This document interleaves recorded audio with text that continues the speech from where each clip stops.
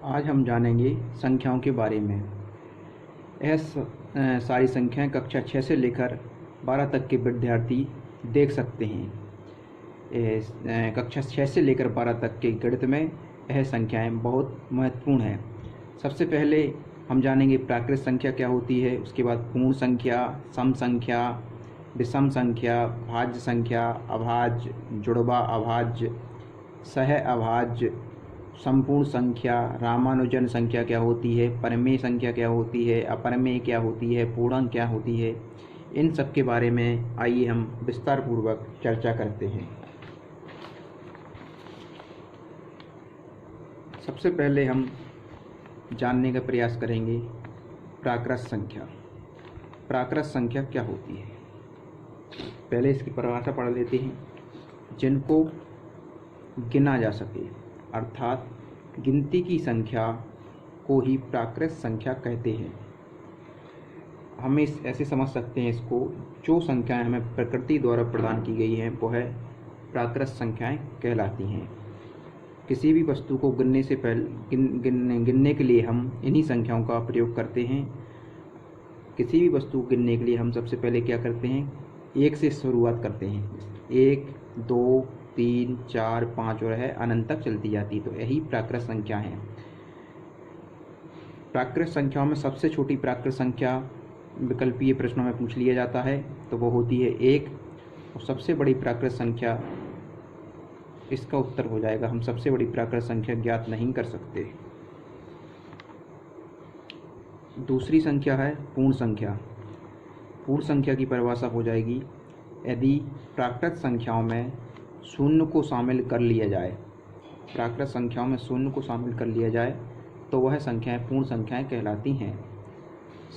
इन प्राकृत संख्याओं में सिर्फ आगे हम शून्य को शामिल कर लें तो यह क्या बन जाएंगी, पूर्ण संख्याएं। सबसे छोटी पूर्ण संख्या क्या हो जाएगी, शून्य ही हो जाएगी, 0। सबसे बड़ी पूर्ण संख्या वही अनंत तक जाएगी, यही भी तो ज्ञात नहीं कर सकते। अगली है सम संख्या। वह प्राकृत संख्या जो 2 से पूर्णतया विभाजित हो वह सम संख्या कहलाती है। सम संख्याओं के उदाहरण के रूप में जैसे 2 से पूर्णतः विभाजित होना चाहिए, 2 से पूर्णतः विभाजित है, 4, 6, 8, 10, 12, 14, ऐसे जैसे ही आगे बढ़ती जाएगी। सम संख्याओं के इकाई के अंक के स्थान पर या तो 0 आएगा, 2 आएगा, 4 आएगा, या 6 आएगा, या 8 आएगा। इन्हीं 5 अंकों में से कोई ना कोई अंक आएगा तो वह सम संख्या कहलाएगी इकाई के स्थान पर। जैसे कि 20, इसमें इकाई क्या है, 0 है। 22 इकाई का अंक क्या है, 2 है। 44 इकाई का अंक क्या है, 4 है। 48 इकाई का अंक क्या है, 8 है। 96 इकाई का अंक क्या है, 6 है। अगली हमारी संख्या है विषम संख्या। वह प्राकृत संख्या जो 2 से पूर्णतः विभाजित ना हो, बिल्कुल सम संख्या के विपरीत। जैसे 1, 3, 5, 7, 9, 11, 13, तो यह भी दो के अंतर से सीरीज चलती जाएगी। विषम संख्या के इकाई के स्थान पर हमेशा क्या आएगा, 1, 3, 5, 7, 9। सबसे छोटी विषम संख्या क्या हो जाएगी, सबसे छोटी विषम संख्या 1 हो जाएगी। और सबसे बड़ी विषम संख्या हम क्या ज्ञात नहीं कर सकते। जो सीरीज अनंत तक जाती है तो हम उसे उनकी बड़ी संख्या ज्ञात नहीं कर सकते। इसी प्रकार सम संख्या में हो जाएगा, सबसे छोटी सम संख्या 2, सबसे बड़ी सम संख्या हम ज्ञात नहीं कर सकते। अगली संख्या है भाज्य। भाज्य संख्या को संयुक्त संख्या भी बोलते हैं और यौगिक संख्या भी बोलते हैं। भाज्य संख्या की परिभाषा हो जाएगी, वह प्राकृत संख्याएं जो एक और स्वयं के अलावा अन्य किसी संख्या से विभाजित हो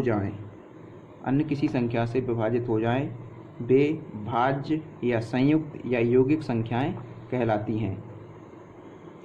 वैसी प्राकृत, इनकी एक परिभाषा और हो जाएगी, वैसी प्राकृत संख्याएं जिसके अपवर्तकों की संख्या, अपवर्तक मतलब गुणनखंड, जिसके अपवर्तकों की संख्या 2 से अधिक हो, जैसे 4, 6, 8, 9, 10, 12, 14 अनंत तक। 4 के अपवर्तक क्या क्या है? 1, 2 से भी 4 में भाग जाता है और 4 से भी 4 में भाग जाता है। 6 के अपवर्तक क्या हो जाएंगे? 1, 2, 3 और 6, इन सभी से 6 से भाग जाता है। 8 के 1, 2, 4 और 8, इनकी अपवर्तकों की संख्या क्या है? 2 से अधिक है, तो यह क्या कहलाएंगी? भाज्य संख्याएं। अगली संख्या है अभाज्य संख्या। अभाज्य संख्या या असंयुक्त या ऋण संख्या, इसकी परिभाषा क्या हो जाएगी? एक से बड़ी वैसी प्राकृत संख्या जो एक और स्वयं के अतिरिक्त किसी भी अन्य संख्या से पूर्णतया विभाजित ना हो, अभाज्य संख्या कहलाती है। एक और परिभाषा क्या हो जाएगी इसकी? वैसी प्राकृत संख्या जिसके सिर्फ और सिर्फ 2 ही अपवर्तक हों। कौन कौन से? एक और स्वयं, तो वह संख्या कौन सी कहलाएगी? अभाज्य संख्या। अभाज्य संख्या के उदाहरण 2, 3, 5, 7, 11, 13, 17, 19, 23, 29, 31, 37, 41, 43, 47, 53, 59, 61, 67, 71, 73, 79, 83, 89, 97। अभाज्य संख्याओं की 1 से लेकर 100 तक कुल संख्या होती है 25।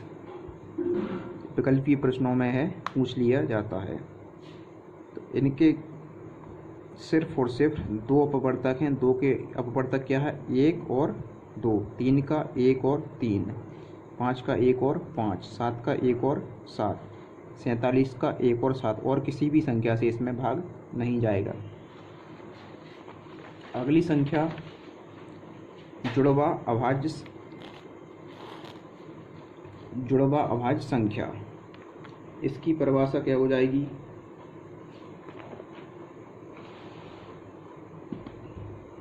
जुड़वा अभाज्य संख्या की परिभाषा, जिन दो अभाज्य संख्याओं के बीच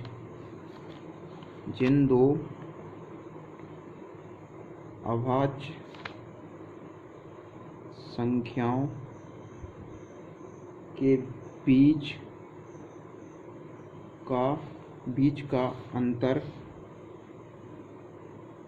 जिन दो अभाज्य संख्याओं के बीच का अंतर 2 हो, तो वे दोनों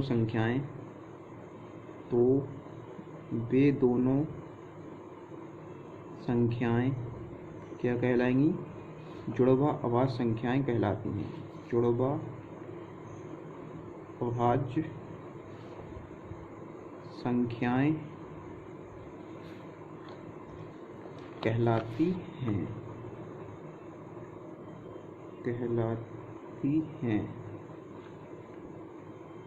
जैसे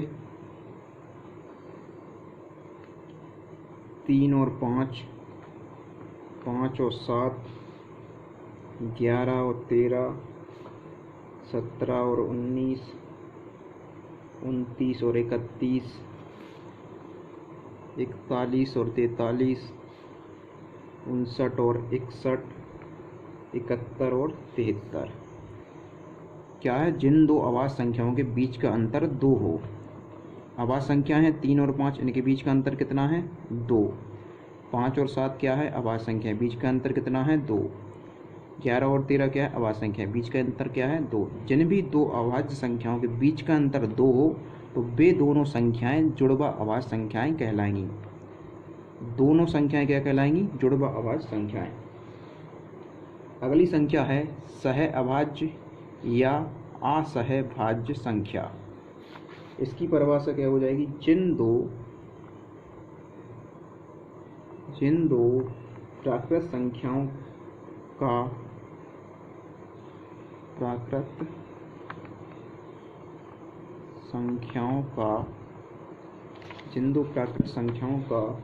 महत्तम समापवर्तक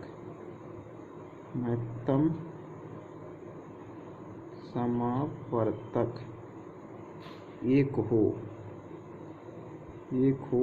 तो वे दोनों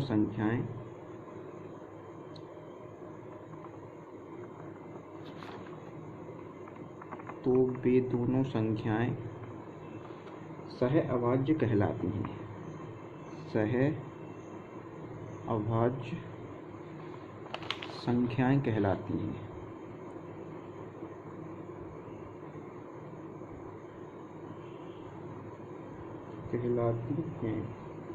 जैसे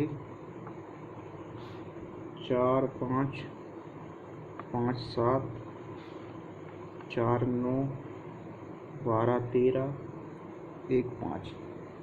क्या है परिभाषा? जिन दो प्राकृत संख्याओं का महत्तम समापवर्तक 1 हो तो वे दोनों संख्याएं सह अभाज्य या असहभाज्य संख्याएं कहलाती हैं। 4 और 5 का महत्तम समापवर्तक क्या है? कैसे निकालते हैं महत्तम समापवर्तक? 4 और 5 का महत्तम समापवर्तक निकालना है तो इसमें कोई भी कॉमन संख्या नहीं है जो इन दोनों को विभाजित करे एक को छोड़कर। वह सबसे बड़ी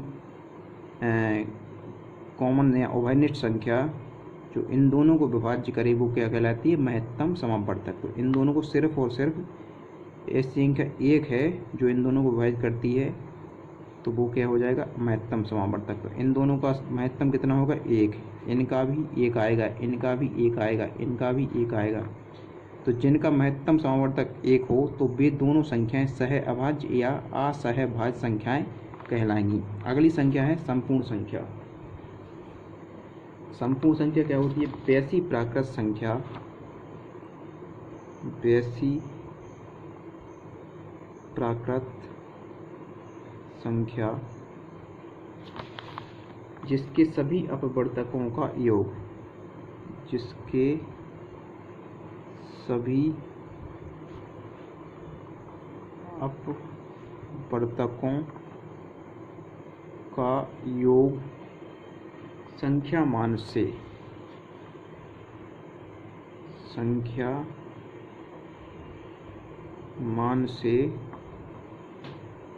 सभी अपवर्तकों का योग संख्या मान से दोगुना हो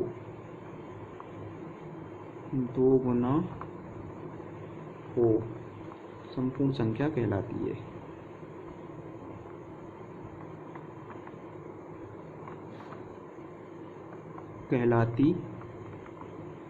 है। जैसे 6 और 28। 6 और 28 1 से 100 के बीच सिर्फ और सिर्फ दो ही संपूर्ण संख्या हैं।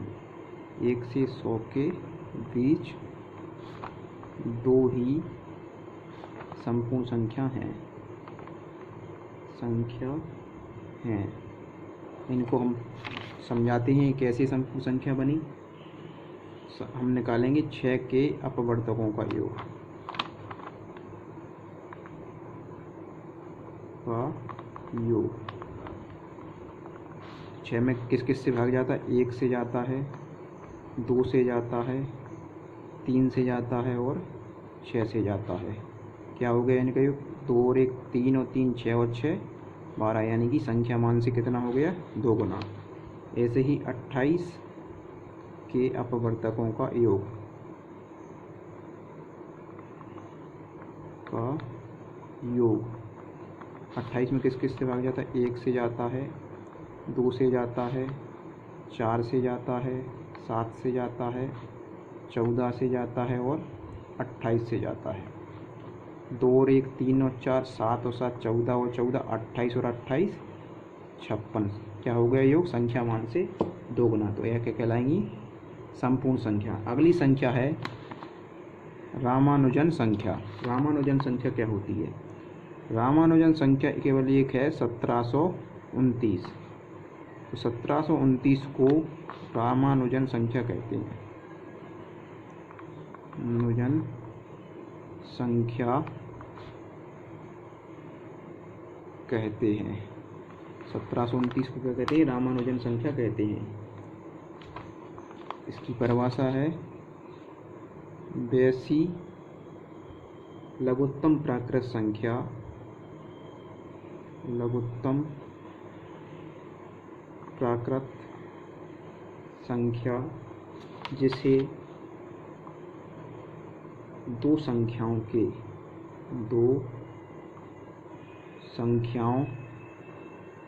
के घनों के योग घनों के योग के रूप में दो विभिन्न तरीकों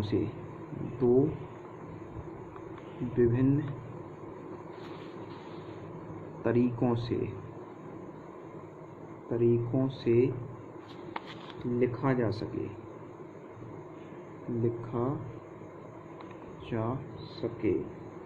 तो वह क्या कहलाती है? रामानुजन संख्या कहलाती है। रामानुजन संख्या कहलाती है। 1729 को कैसे लिखा जा सकता है? 10 का घन प्लस 9 का घन और 12 का घन प्लस 1 का घन। 10 का घन कितना होता है? 1000। 9 का घन 729, तो 1000 और 729 क्या होगा? 1729। ऐसे ही 12 का घन क्या होता है? 1728 और 1 का घन 1, तो क्या हो गया? 1729। अगली संख्या है परिमेय संख्या। परिमेय संख्या की परिभाषा क्या होती है? वैसी संख्या जो P/Q के रूप में हो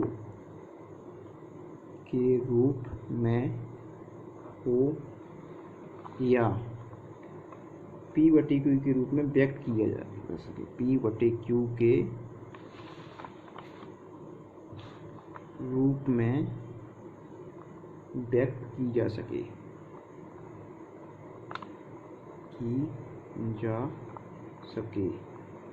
जहाँ Q नॉट इक्वल 0, यानी कि Q का मान 0 नहीं होना चाहिए तथा P और Q दोनों पूर्णांक होना चाहिए। P और Q दोनों पूर्णांक हों परिमेय संख्या कहलाती है। परिमेय संख्या कहलाती है। जैसे 6/7, 4/9, 11/5, 5 क्यों? 5 को हम बटे के रूप में 1 लिख सकते हैं मन से। 0 के बटे में भी कुछ लिख सकते हैं। 4 को अंडर रूट से बाहर करेंगे 2 आ जाएगा, 2 के बटे में 1 लिख सकते हैं। ठीक है। अगली संख्या अपनी है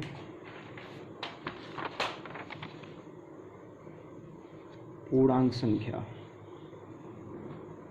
पूर्णांक संख्या कहलाती है। पूर्णांक संख्या की परिभाषा है पूर्ण संख्याओं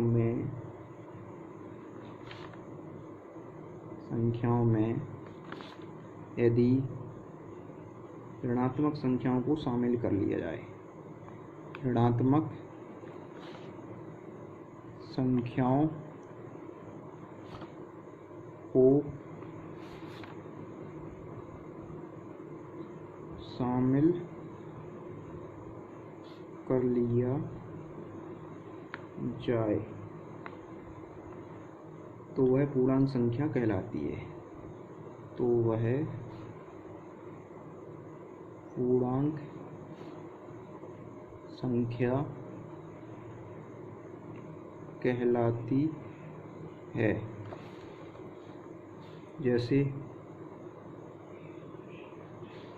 ये ग्राफ रहता है, इसका बीच में रहता है 0, दाईं तरफ रहती हैं प्लस की संख्या 1, 2, 3, 4, 5 और ये अनंत तक रहती हैं। बाईं तरफ रहती है माइनस की संख्याएं, -1, -2, -3, -4, -5 और ये यहाँ तक माइनस अनंत तक। ठीक है। तो ये पूर्ण संख्याएं कौन सी हैं? जीरो वाली, ये जीरो से शुरू होकर पूरी धनात्मक संख्या, और इन्हीं में यदि ऋणात्मक संख्याओं को शामिल कर लिया जाए तो क्या बन जाती हैं? पूर्णांक संख्याएं। अगली संख्या है अपनी अपरिमेय संख्या। इसकी परिभाषा है वैसी संख्या जो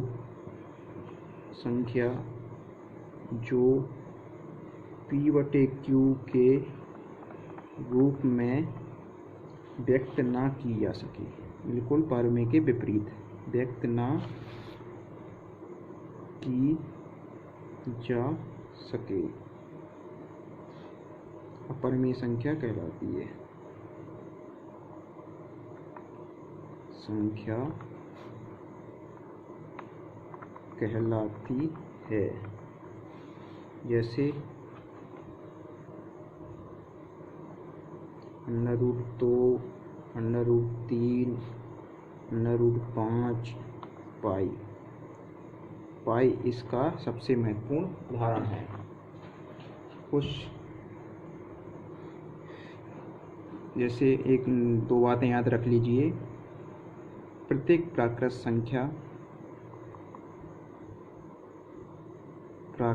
संख्या परिमेय संख्या है।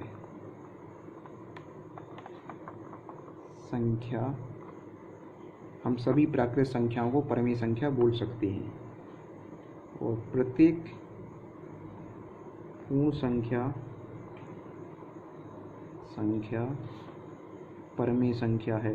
सभी पूर्ण संख्याओं को हम परिमेय संख्या बोल सकते हैं, और प्रत्येक पूर्णांक संख्या परिमेय संख्या है।